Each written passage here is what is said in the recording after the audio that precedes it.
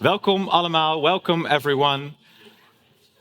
I hope that everybody is finding their seats. Welcome everyone to the importance of object-oriented philosophy with Professor Graham Harman. This evening is on the occasion of the first translation into Dutch of one of Professor Harman's works. It's called Object-Oriented Ontology, A New Theory of Everything in English, and in Dutch, Object-georiënteerde ontologie, een nieuwe theorie van alles. And I would like to welcome you on behalf of the Faculty of Philosophy, Theology and Religious Studies, Radboud Reflects, and Boom Uitgevers. And I also want to give a special shout out to the two translators of the book, Michiel and Niels, who are here with us tonight as well. So, for those of you who don't know, Graham Harman is one of the best-known continental philosophers alive, debuting with Tool Being in 2002, a book that reinterpreted the famous tool analysis from Martin Heidegger into what would grow into his own position, object-oriented ontology. After this followed many books and articles on metaphysics, but also aesthetics, architecture, and many other topics, but the topic for tonight is object-oriented ontology, as such. I want to welcome you to the stage, give you the floor. Afterwards, there will be a brief interview and a Q&A, so please save all your questions for then. Graham, please give. Thank you.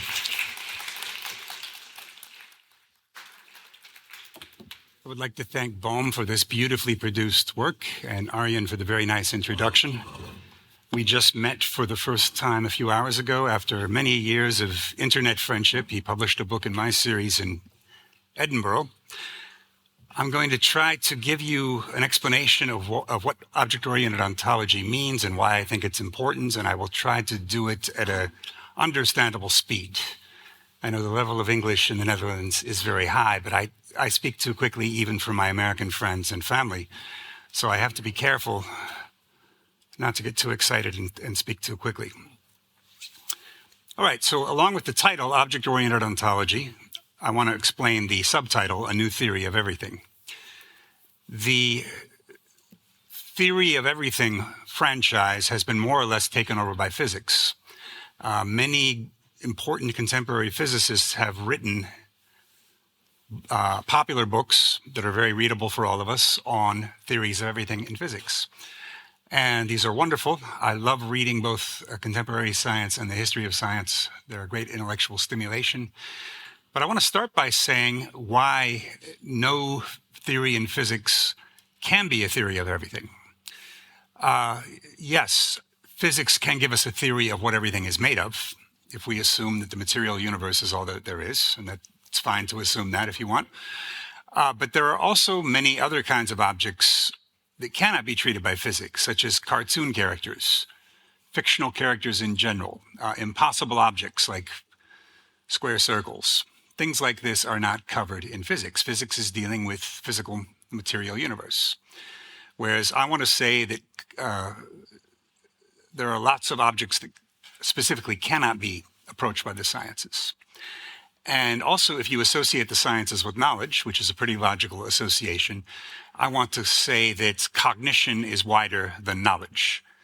What we call knowledge only makes up a certain part of human cognition, human cognitive experience. And so we need to make room for all the rest. So let's start with objects themselves. So I told you a little bit about the kinds of objects I mean. I don't just mean physical objects. I mean objects of any kind, any size. For me, the Nigerian army is just as real an object as a proton. I don't try to discriminate. I try not to discriminate about the different kinds and sizes of objects, what they're made of, whether they're fictional or not. Object-oriented ontology also is meant somewhat polemically against what we might call subject-oriented ontology, or modern philosophy as we know it. The idea that the human subject is somehow at the center of things, always. I'm going to explain why I think ontology needs to talk about object-object interactions as well, which is something that philosophy has more or less given up and has allowed the sciences to monopolize. I think philosophy has a special way of talking about object-object relations. And I will start by saying that the real enemy of object-oriented ontology is what I would call literalism. And literalism is not a term for something that is generally denounced by philosophers or argued about. The term is out there for certain purposes, but I invented literalism for a specific kind of philosophy. It's the kind of philosophy, namely, that thinks that an object is nothing more than all the qualities about it that can be known. And the classical philosopher best associated with this kind of literalism is David Hume, the Scottish philosopher of the 18th century, the empiricist. And one of the things Hume is famous for saying is that he doesn't really think there's something called an object over and above the qualities of the object that we can perceive. So there isn't really such a thing as an apple for Hume. What there is there's red and round and hard and juicy and cold and solid. And those qualities are perceived together so often that we kind of give a general nickname to them, apple. And Hume insists that it's wrong to think that there's something called an apple beyond the qualities that we have. It's just a kind of loose nickname for all the qualities we can know. And so technically for Hume, if the qualities of a thing change, the thing itself has changed. If you take a bite out of the apple, it's already not the same object that it was. It's changed into something that has a family resemblance with the original apple. There's no connection between those two objects, except the one of resemblance. Now, phenomenology in the 20th century did something very interesting in the person of Edmund Husserl, the founder of phenomenology. When he wrote his classic work, Logical Investigations, in 1900/1901, one of the things he pointed out is that actually the object comes first in our perception. We don't perceive a bunch of pixels of color or of sound and then arbitrarily decree that we will call this an object and arbitrarily say that it is the same object over time as long as 80% of it remains the same or something like that. Instead, we say, oh, there's an apple. I take a bite out. Oh, it's the same apple. I just took a bite out of it. I'm rotating it. It's still the same apple. I put it in the corner of the room and the sunlight grows very dim. I say to myself, it's still the same apple. The light has changed. And so Husserl's idea is that in the natural attitude, as he calls it, our perception of the world is object-oriented. It's not oriented towards qualities. It is oriented towards objects which remain the same despite many changes in quality within certain limits. Obviously, in some cases, I can say, I was wrong, it's not an apple, it's a peach. But until that happens, until that line is crossed, the object itself comes first.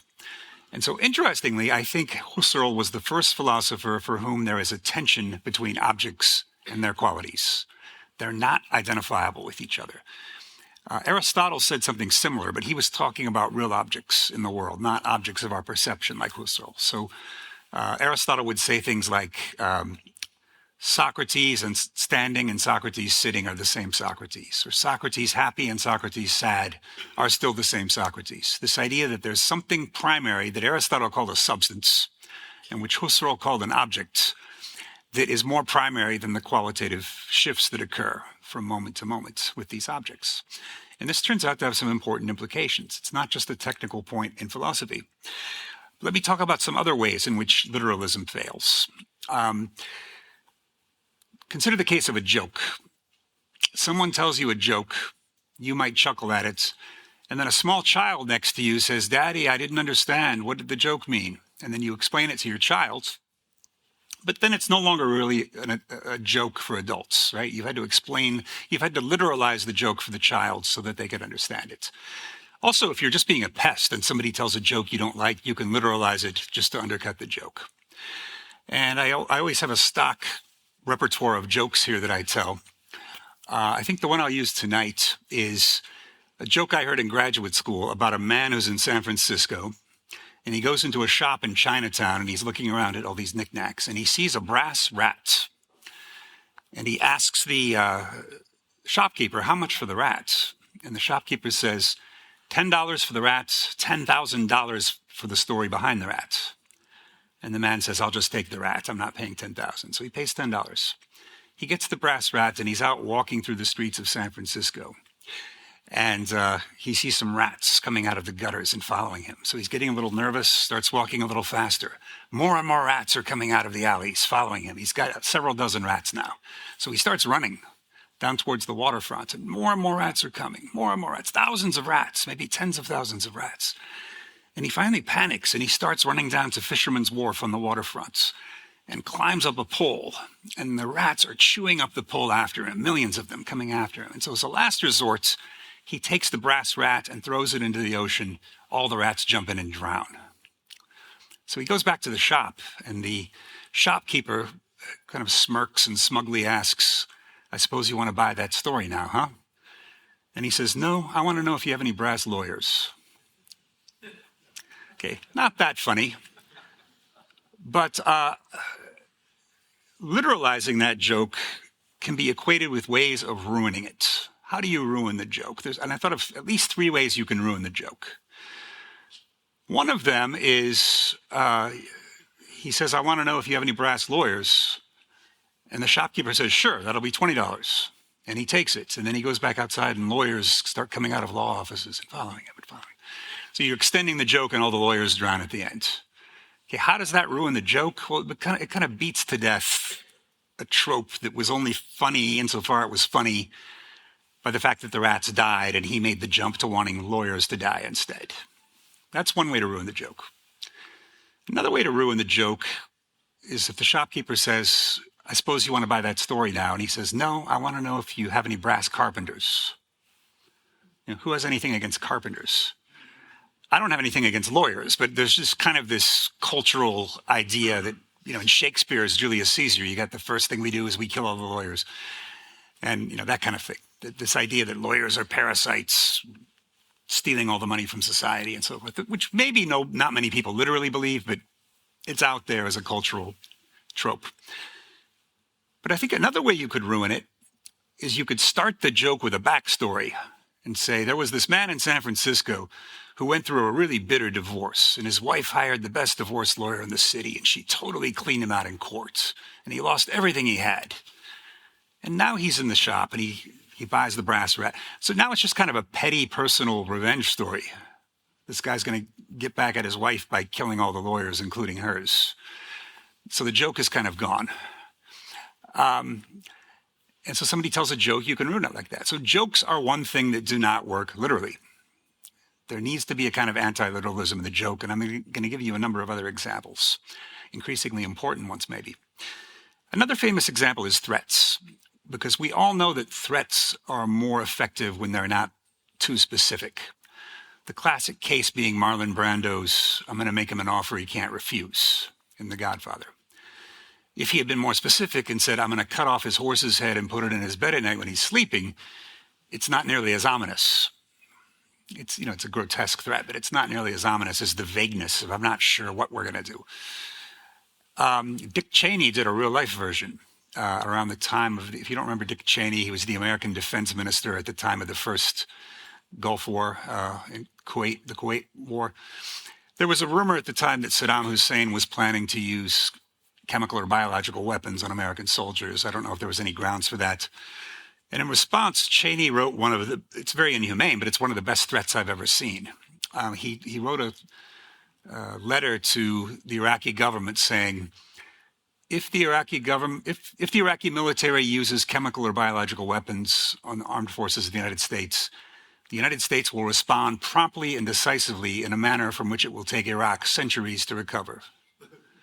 That's a scary threat. It's not a nice thing to say, but that's scary. If he had said something like, "If you use chemical and biological, we're going to use nuclear." Well, it's also a serious threat, but it's somehow not as ominous as leaving it unstated, but Iraq is going to take centuries to recover from this. Centuries is a long time. So threats, we have an example. I want to talk now about metaphor, which I think is one of the main examples. It's long been known in literary criticism that you cannot paraphrase a metaphor.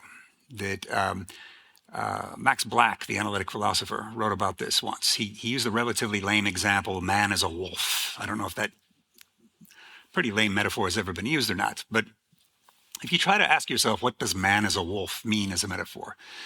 Black's point was that it cannot be paraphrased in terms of that means humans, like wolves, are hierarchical and competitive and live in pack structures that are very violent.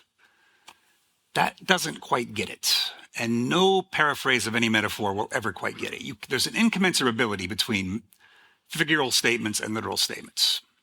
There's no way to translate one exactly into the other.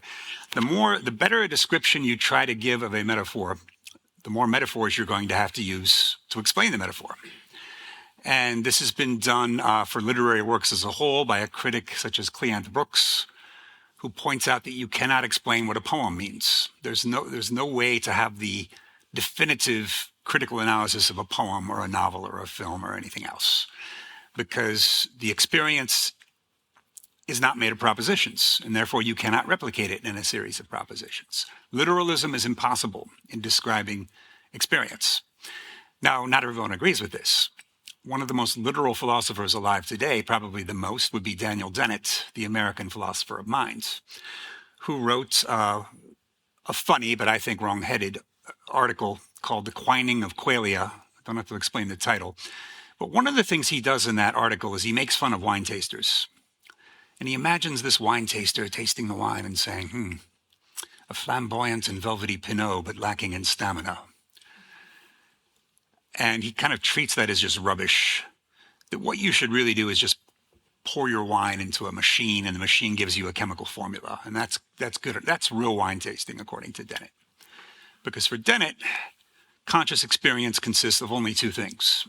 One is the subconscious neural processing that's going on, and the other is the outward behavior that you exhibit when your neurons are firing in a certain way. So he's not really interested in what we call direct first-person experience. He is interested in what he calls the third-person scientific experience, where you can describe a thing perfectly in prose language or in equations without information loss. And related to this, there's another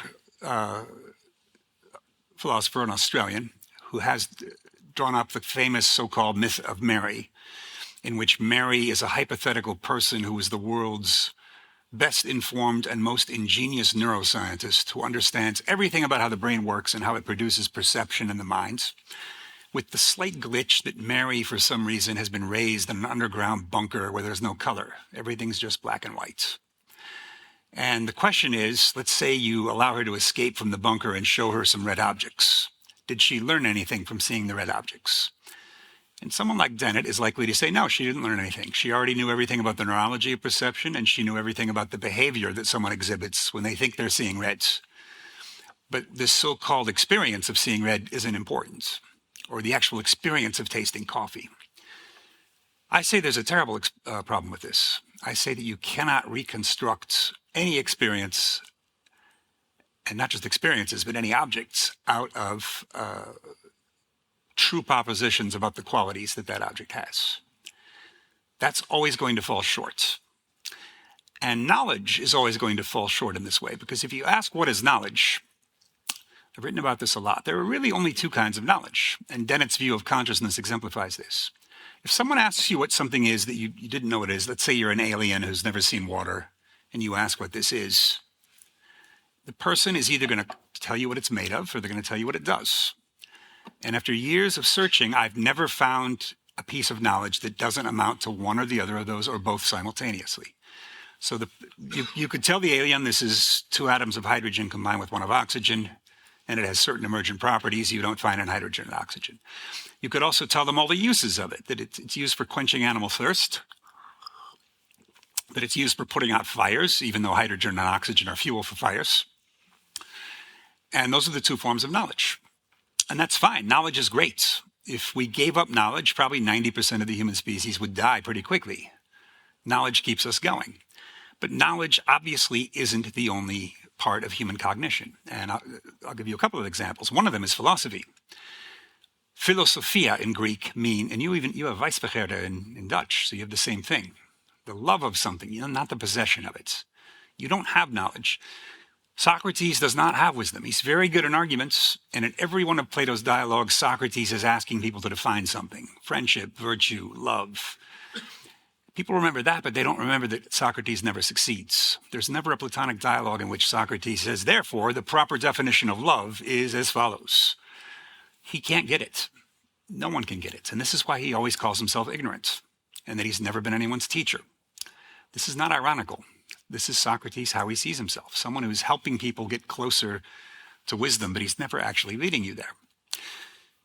That insight has been lost in the past 4 centuries, which, if anything has dominated the modern world, it is knowledge, and primarily science as a particularly rigorous form of knowledge. But knowledge is not the only thing that makes life worth living. We pursue many topics in which we can never know the answer. We're never going to know before our deaths whether there's immortality of the soul or whether there's an end to the universe somewhere. These remain matters of speculation, and it's unclear whether anyone will never know the answer to this. And so we are always somewhat leaping out into the unknown, and knowledge is not the best name for that. I call it cognition. That's just the term I use, cognition, for the broader spectrum of human mental activity that sheds light on something in one way or another. So philosophy is one example. Another example, fairly close to philosophy, is aesthetics. Because again, in aesthetics, you are not primarily trying to generate knowledge. I know there are certain artists who interpret their own practice as meaning conveying some sort of political activist sentiment about some conflict or oppression in the world somewhere or the other. Now, there are certainly political artworks, and there are even successful political artworks. There's Picasso's Guernica, and there's, Uncle Tom's Cabin in the field of novels, at least in the United States. Uncle Tom's Cabin helped trigger the United States Civil War by bringing the horrors of slavery home to people who had never experienced it firsthand in the North. So obviously there are political artworks. I wouldn't go along with typical formalist critics in the arts and say that politics never has a role in politics, in literature, in aesthetics, sorry. But I do think that the primary effects of works of art or aesthetics are not political or social or biographical. They do tend to cut themselves off from the surrounding world to some extent. The best proof of this being that certain classics of art or literature circulate around the world very effectively, so that you can stage a Shakespeare festival in Indonesia in 2024, and it can be aesthetically meaningful to people who did not live amidst the social structure of the Elizabethan age in England.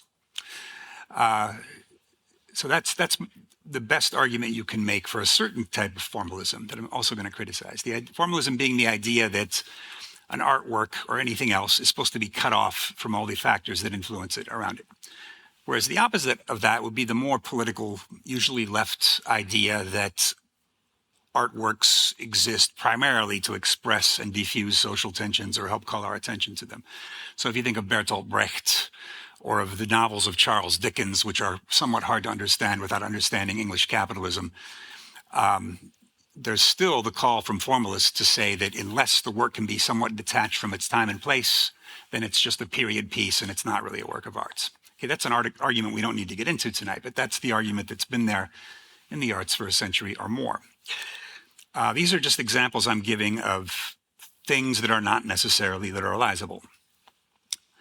I don't think you could reduce Dickens to saying that the novels of Charles Dickens critique the unfair conditions of the English working class during the Victorian Age and Industrial Revolution. That would not be doing justice to Dickens, unless you just think Dickens is a hack writer and that's all he is a propagandist for anti-capitalism. I guess you could make that case.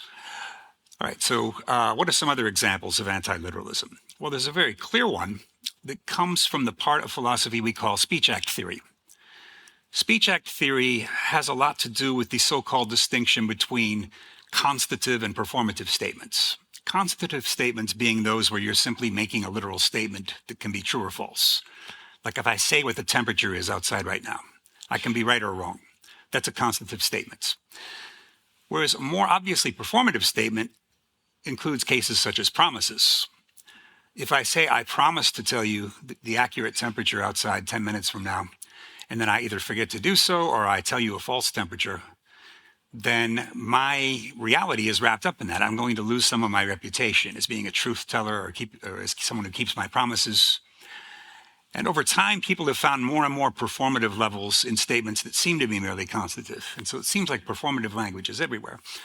And what this means is that you can't just look at a statement as a literal prose statement anyway, because there's already a person attaching themselves to it, verifying it, vouching for it.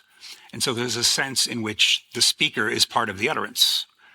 And so against the rationalist idea that the argument from authority is bad and that a true statement is true no matter who says it, that's not quite the case, and we all know that's not the case. We're all more likely to listen to an authority on a certain subject than we are to someone who's an amateur on that same subject. It doesn't mean that an authority is always right, of course, but I see nothing wrong at all with accepting the voice of an authority at face value more than we would accept an unknown person's opinion on the same issue. Because there is a sense in which the person speaking is attached to the statement. You can't totally split them apart. All right. Let's talk about art now a little more for a second. I think I got 18 minutes. Okay. Let's talk about Immanuel Kant, because he's a philosopher who many people know at least a little bit about. Some people know a lot about. I think in philosophy, he's the one figure, maybe along with Plato, who everyone has read and everyone has a very firm opinion about, usually. So it's hard to make much headway philosophically by coming up with an unusual reading of Kant on everything, because people think they've already seen it all when it comes to Kant. But Kant, of course, wrote the three great critiques: the Critique of Pure Reason, his major philosophical text; the Critique of Practical Reason, which is about ethics; and the Critique of Judgment, which is half about arts and half about biology. I'll talk about the art part. Now, Kant is often called the godfather of aesthetic formalism. And I should say, I don't know how big a term formalism is in the Netherlands. None, not at all? Okay. It's maybe more in the English-speaking world then. The idea that formalism in the arts means you're talking about an artwork as it is in itself, not in terms of its conceptual meaning, not in terms of whether or not you like it, but simply in terms of an objective, disinterested judgment using your taste as to whether it is aesthetically good or not, whether it's beautiful or not. And he's called the godfather of formalism for that reason, because in the 20th century, in England and the United States, we had a very powerful formalist current, which was the current led by Clive Bell in the UK and Clement Greenberg in the United States. And Clement Greenberg is most famous for being the critic who oversaw the movement of avant-garde art from Paris to New York in the late 40s. And you can say the war had something to do with that, but it also had to do with the fact that you had an unusually interesting group of American painters, although one of them was Dutch, de Kooning originally, Jackson Pollock, Mark Rothko, who was from either Belarus or Ukraine, I can't remember which at the moment. So they weren't all born in the United States, but they all gathered in New York, and they tended to be abstract artists. There weren't recognizable objects in their paintings. Well, Greenberg was the defender of this kind of art, and it stayed dominant in the United States from maybe 1948 to 63, when Andy Warhol appeared, and pop art took over the American art scene, and then other kinds of things too: political art, feminist art, performance art, land arts, where you're shaping the geography into different shapes. But there was this period of dominance of high formalism in the arts, 1948 to 1963, in which the dominant artists, at least in the Anglophone world, were abstract artists, and to some extent around the world. Well, people call Kant the godfather of this because Kant said, first of all, art is simply judged by taste. It doesn't have a conceptual meaning. He never came out and said visual art doesn't have to depict real objects, but he might as well have said so. It fit very well within his philosophy. What else did he say? He would say that art cannot be contaminated by the fact that you like it personally. So I am from Iowa, which is one of the most obscure states in the United States, and which is often the subject of mockery because it's all made up of small towns and farms and things, and we're not usually famous for anything except that. And so anytime there's an artwork that is set in Iowa, and there aren't that many, in Hollywood we had What's Eating Gilbert Grape, and we had Field of Dreams. Don't know if those movies probably had different titles over here, if they came over here at all. And if I were to start saying those are the two greatest masterpieces in the history of Hollywood, and if you knew that I was from Iowa, you would rightfully be suspicious. You would think that I had some kind of patriotic feelings about my own state, and so I was overrating things that covered my own state. Or if you hear that most English biologists favor Darwin over Lamarck, that's not too surprising either, since Darwin was British, after all. But in the case of artworks, Kant says you should simply be judging things by their quality, disinterestedly, standing, observing them at a distance, and not reducing them to conceptual meanings. Only your taste should be involved. You should be rather calm, and you should not be too emotionally involved with the artwork. If you do, then your art becomes theatrical, which is the term that Greenberg's disciple Michael Fried used for art that he didn't like, such as minimalism. What's wrong with minimalism? Well, since there's not much going on in the works themselves, Fried's interpretation is that minimalist sculpture is just there to provoke us into a certain mood, and therefore it's theatrical, and we shouldn't like it. Because theater for Fried, as for Kant, I would say, is the death of art. Now, I think Kant and Fried made a mistake here. Mainly, they think that when the artwork has to be separate from everything else, they primarily mean that the artwork has to be separate from us, the beholders, the ones who are enjoying the work. The funny thing is that Fried himself even admits that this is, strictly speaking, impossible. A painting is made for someone to view it. And so he admits that his idea that a painting should be anti-theatrical is, on some level, what he calls the supreme fiction. There's no way to make a painting that no one's going to look at. What he did favor, though, are paintings that pushed away the viewer in some sense. And he found his favorite critic in Diderot from the 18th century. As soon as he discovered Diderot was also an amazing art critic, not just a compiler of encyclopedias. A lot of people still don't know that, but Diderot was a great art critic in his time in France. And Diderot, much like Fried, preferred non-theatrical arts. Art in which, according to Diderot, the figures in the painting, the humans in the painting, are not paying any attention to us. They're so absorbed in what they are doing that they have no time to spare for us, and therefore they preserve us, they save us from theatricality. And so you get pictures of a group of girls studying Spanish. They're so intent on studying Spanish that they're not looking at us.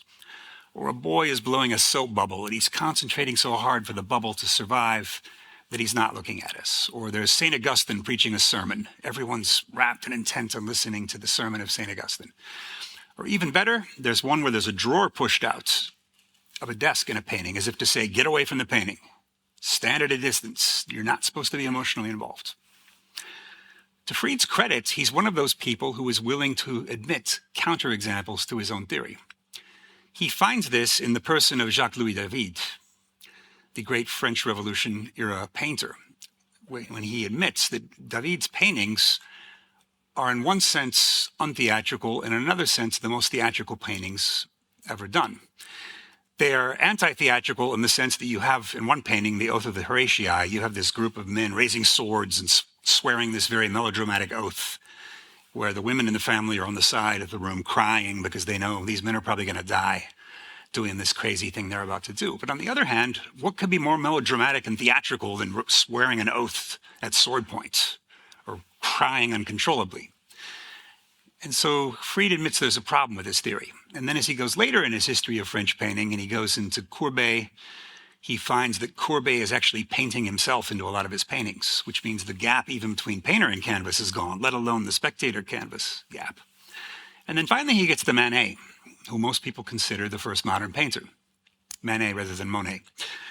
And Fried's point there is that, wow, these paintings are not at all absorbed in themselves. They are characterized by what he calls facingness. There's quite often in Manet's great paintings a person sitting right in the center, staring right into our eyes, quite often a naked woman. So it's something very theatrical. They're staring you right in the face. And so Fried ends up almost admitting the very opposite of his original theory, which his original theory is that theatricality must be excluded at all costs. Okay, so why do I mention this? I mention this because if theatricality is necessary in the arts, if an artwork must make a connection with the beholder or an observer in order for it to function as an artwork, then this means that you already cannot take traditional formalism seriously. The artwork is entwined with the human beholder intimately in a way that can never be gotten rid of unless you want to have a nuclear holocaust or gigantic pandemic and no humans are left and there's a bunch of painted canvas in museums that no one can recognize as paintings. But then we don't have arts. We just have pieces of canvas with paint on it that survive the extermination of humans, which I wouldn't call arts for my part. Some philosophers would. Tristan Garcia would call that arts. I wouldn't. So these are further examples of ways in which literalism failed, because it's not just the content of the painting that's part of the artwork. It's also, as in speech act theory, where it's the person promising something that's part of the statement. In this case, it's the experience of the aesthetic beholder entwining themselves with the artwork in order for it to be an artwork in the first place. It's like everything is method acting. I don't know what you call method acting. Stanislavski's school of acting. In Russia, they call it the system.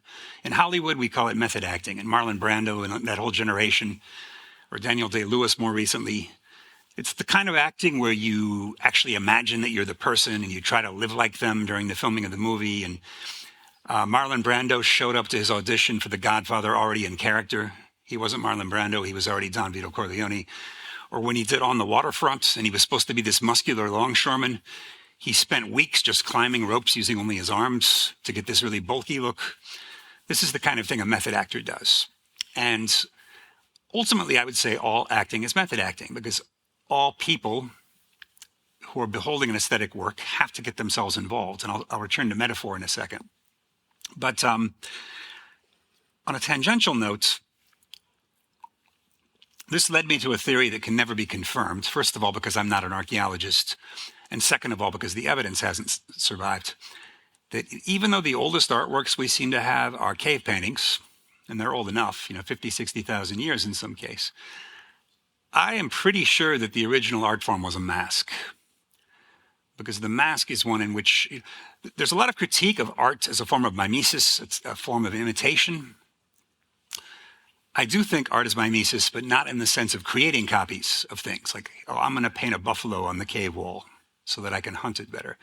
For me, mimesis is about becoming the thing rather than making a copy of it. Like in method acting, I, Marlon Brando, will actually become a mafia don during the shooting of this film and talk to everybody as if I'm in character, even when the shooting's not happening.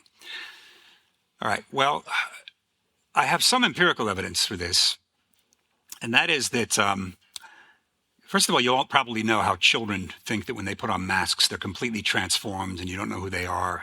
They think they are Spider-Man or they are whoever's mask they're wearing. Well, it's even more powerful with animals.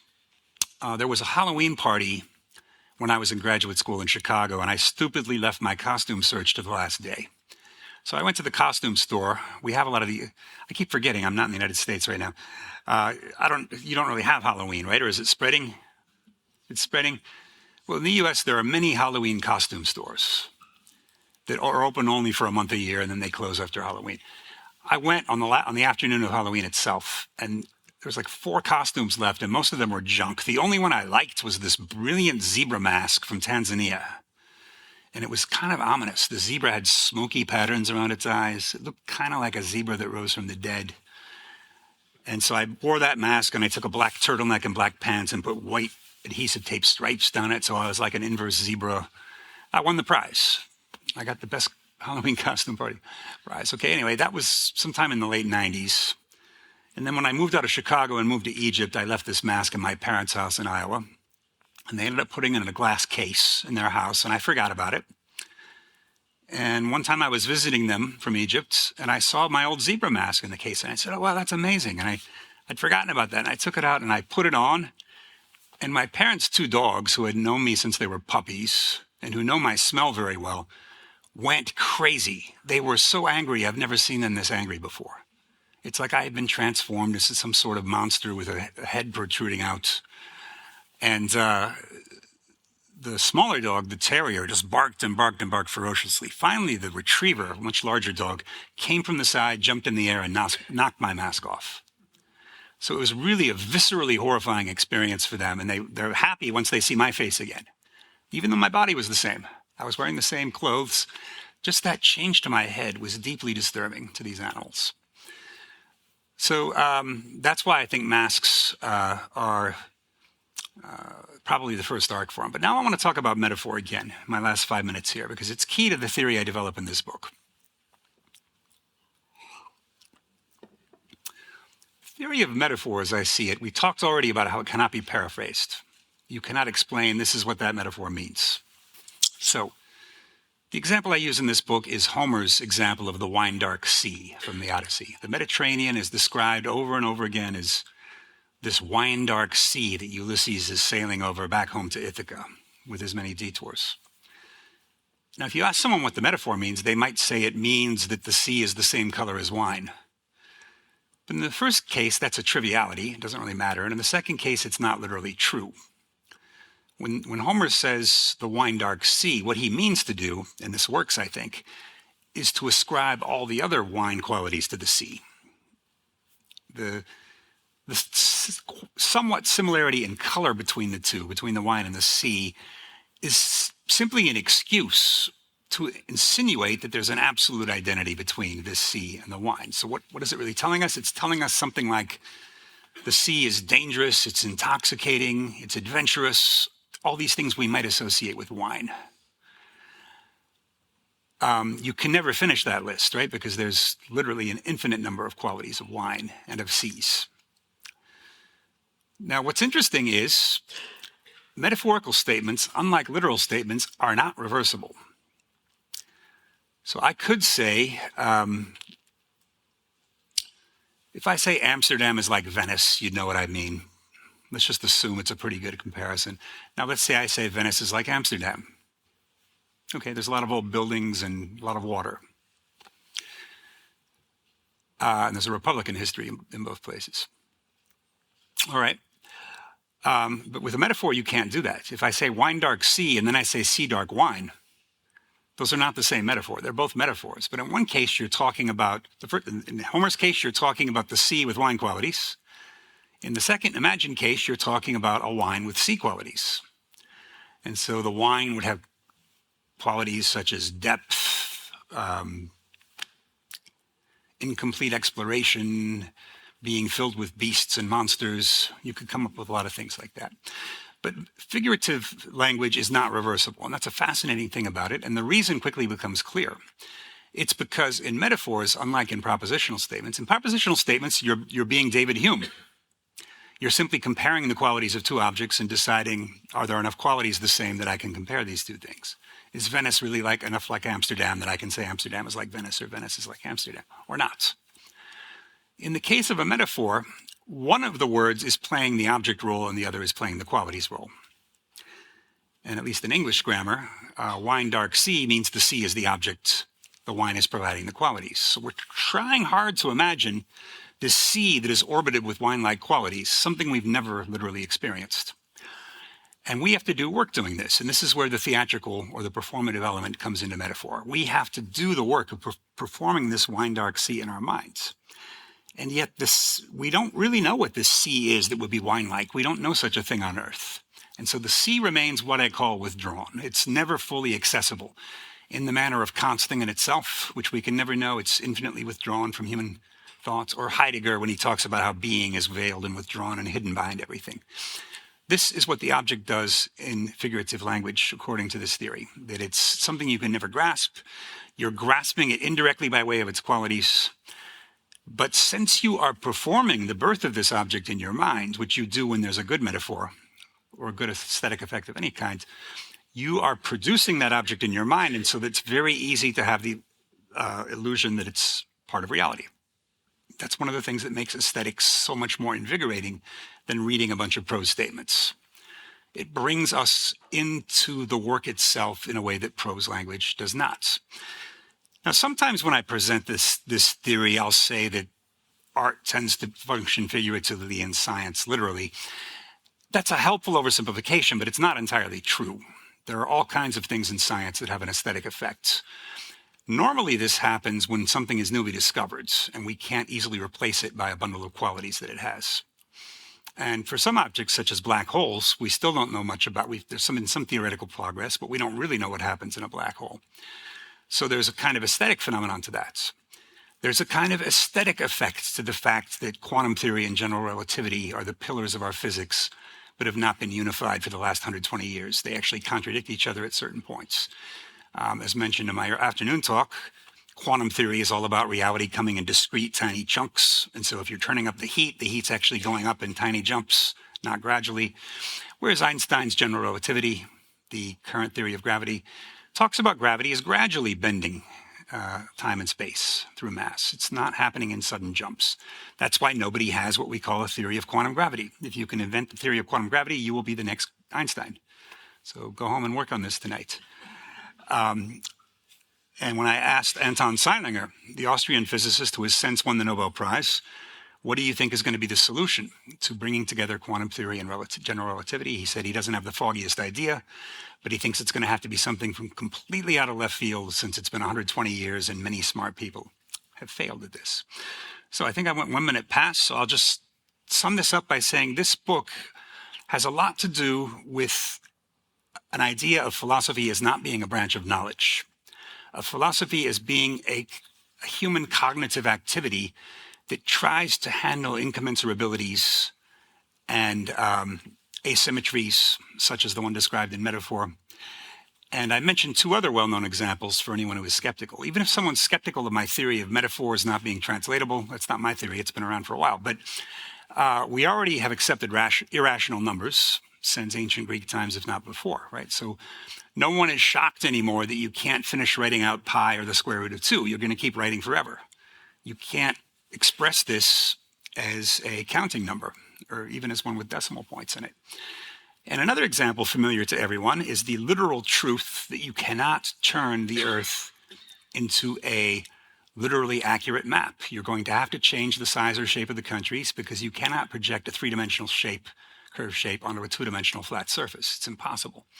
And so this is why you always get very large Greenland and Antarctica on maps and a very small Africa, even though Africa is gigantic beyond what you can imagine, and the South Pole and Greenland are not as big as we think they are. It's because that incommensurability, that translation occurs. And here I want to pay some credit to the late Bruno Latour, who also had a lot to do with my believing that every movement of a thing from one place to another is a translation. You can never move a thing harmlessly from one place to another. So when a scientific theory goes from the laboratory to research journal debates to textbooks, it's translated a bit each time. It's presented differently, and it actually becomes a different theory in certain senses. I don't know if the pasteurization of France is translated into Dutch. It's not. It's called the War and Peace of Microbes in French. And this will be my last point. He talks about how surprising Pasteur's career was, because the usual version of Louis Pasteur's career is he's the great rationalist hero, right? Ignorant people used to believe that bacteria can spontaneously generate in soup, even if the soup is covered. After Pasteur, everyone realizes, no, it must be contaminated by bacteria. And through his experiments, he showed this and this and this and this. And now we are in the golden age of post-Pasteurian medicine. Except the problem with that is that, first of all, the experiments didn't always work. Sometimes he did experiments, demonstrative experiments in front of people, they failed. And you would see bacteria growing in a soup that had been covered because there was a flaw in the experiment or something. So Pasteur had to stick to his guns, even though some of his experiments failed. And most interestingly, according to Latour, Pasteur had to manage a set of allies and convert a set of enemies. And those are very surprising. His enemies included doctors at the beginning for two reasons, or especially for one reason. One reason is because doctors always had a strong bond of confidentiality with their patients, and to some extent still do. But with the advent of public health, that can't be absolute anymore, because according to Pasteur's theory, people are spreading contagious diseases among each other, which means the doctor has to report certain diseases like tuberculosis to the government. That was one thing they didn't like. Another thing they didn't like, and this is kind of funny in retrospect, is that when Pasteur started coming up with vaccines for certain diseases, there was a real worry that he was going to cure all diseases this way and that doctors wouldn't be needed ever again. You just have to get a shot for everything and then you're never going to get sick. Well, that's before we knew about viruses, before we knew about parasites and other things. So there was a real worry. The allies of Pasteur at first were a group of people that no longer really exist. They were called the hygienists. These were people, Latour talks about in great detail, who were the people who were worried, why are factory workers of such low quality? Why are our workers always getting sick and dying young? And they had no idea. So they just made up really long lists of random stuff, like, seems like it's a good idea to wash your hands before you eat. Seems like it's a good idea not to live next to a garbage dump. Just things that through anecdote and through experience seem to be the case, that hundreds of these things, but they had no idea how to organize this. And Latour says the hygienists were the first to jump on Pasteur's bandwagon because his theory gave them the unifying theory they needed. Oh, bad hygiene is from germs. All these situations like garbage dumps and toilets must involve germs, microbes. And then after that, it was a longer road to convince the doctors. And the way he convinced the doctors actually was through a political deal. The deal being that you doctors have to agree to report contagious diseases to the government. And in return, we are going to give you a monopoly on medical treatment. No more pharmacists, no more bone breakers, no more faith healers. those aren't going to be, we're going to give you licenses and only you doctors are going to get licenses. What's that? Okay. And so it's a very interesting story. And so the modern practice of medicine is really born out of this Pasteurian story. And so the idea that somebody just brings light into the darkness and dispels superstition is one, of course, that Latour was always against. He liked the idea that things that seemed outmoded and seemed non-modern pre-modern could come back in the future. And we're seeing some examples of this. We're seeing pirates come back, something I never thought as a kid would be reborn. And now we've got pirates in Somalia and Indonesia and some other places. They operate differently, but they're pirates. We have, I don't know about the Netherlands, in the United States, there's now an increasing frequency of using maggots to eat bullet wounds. Do you guys do that? Because it's so cheap. Fly larvae. Someone's been shot and they have rotted flesh and you put the maggot on and it costs 75 cents and it eats away all the dead flesh. That was something I thought of from medieval periods. But it's very cheap now for some people to do it. There's many other examples of this, things that come back. At-home birth being such a fashion with women in Western countries when we thought it was all going to be hospitals in the modern world. So I think Latour is also an ally in this. His critique of this idea of a straightforward rationalist march towards truth and reason also helps the anti-literalist case. So I'll just stop there because I've gone 6 minutes over my time. I'm sorry about that. Thank you for listening.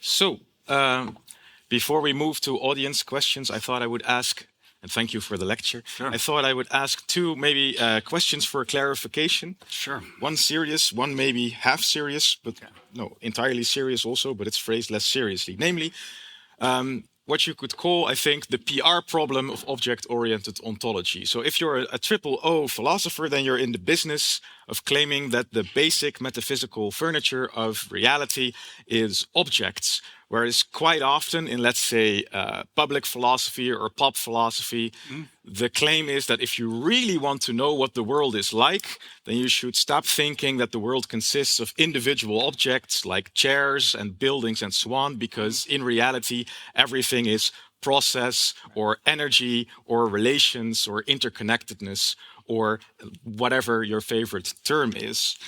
So what would be the quickest way for you to dismantle that? Yes, these process philosophers you mentioned are my traditional enemy. They're usually the ones to fire the heaviest cannons at triple O. What I would say to them is that unless their process is just this amorphous pre-Socratic lump, a blob, that means it has different zones with different properties. Those can be called objects. An object doesn't have to be a hard, physical, durable thing that lasts for a certain period of time. Certain chemical elements last a millionth of a second in the laboratory, and those are objects too.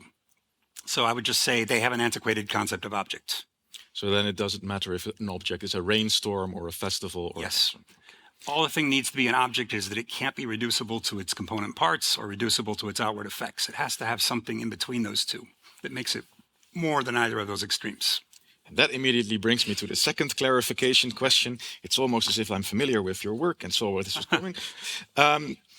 And that would be going by the examples from the lecture. If I imagine being someone who just heard about object-oriented ontology for the first time, maybe I say to myself, I am completely on board with this as far as artworks are concerned.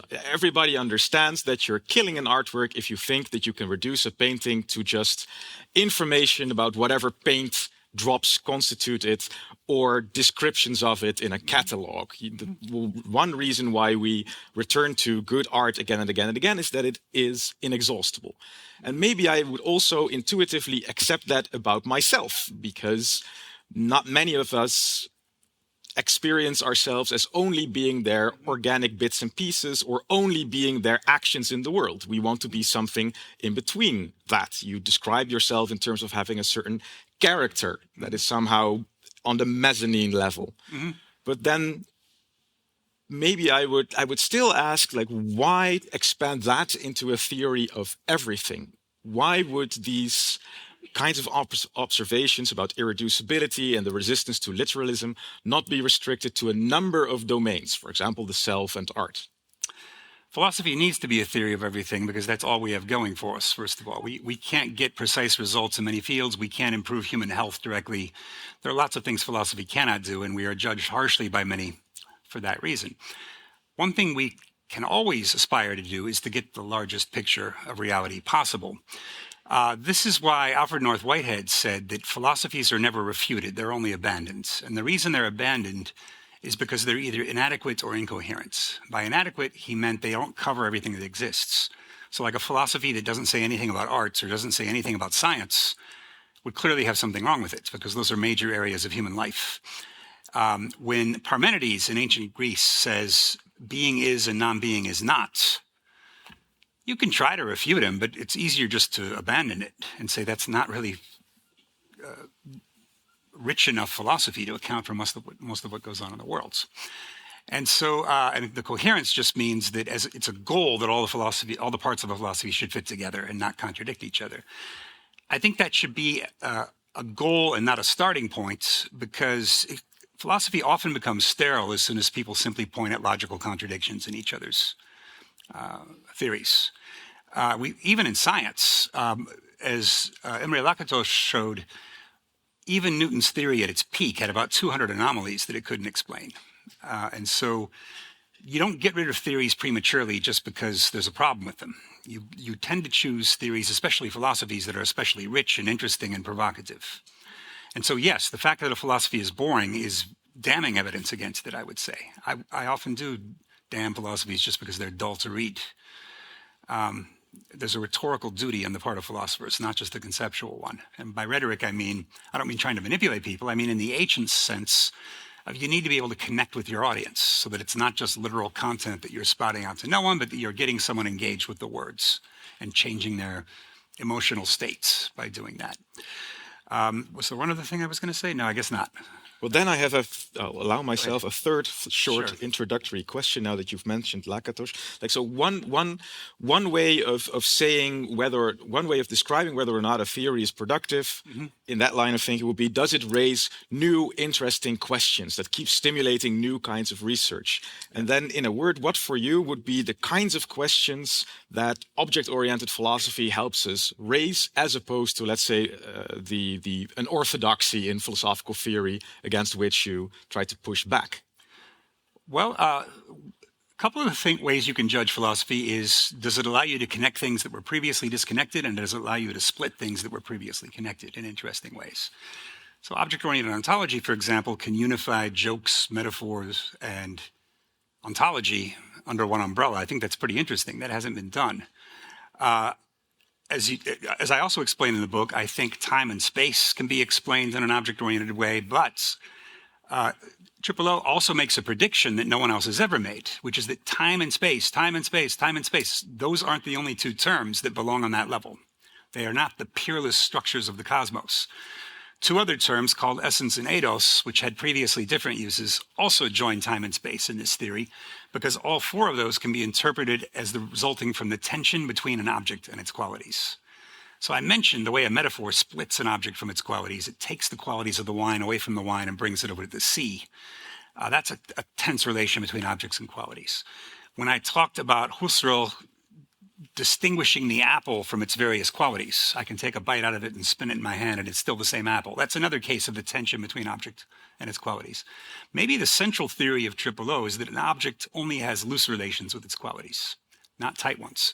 And we know this intuitively. We know that we can make great changes in our own life or in certain objects that we fabricate without turning it into an utterly different object. But we have quite a bit of leeway for changing our qualities. You can change your style, you can change your lifestyle, you can change your profession, and so on, without totally being a different person, but putting yourself in a completely new light.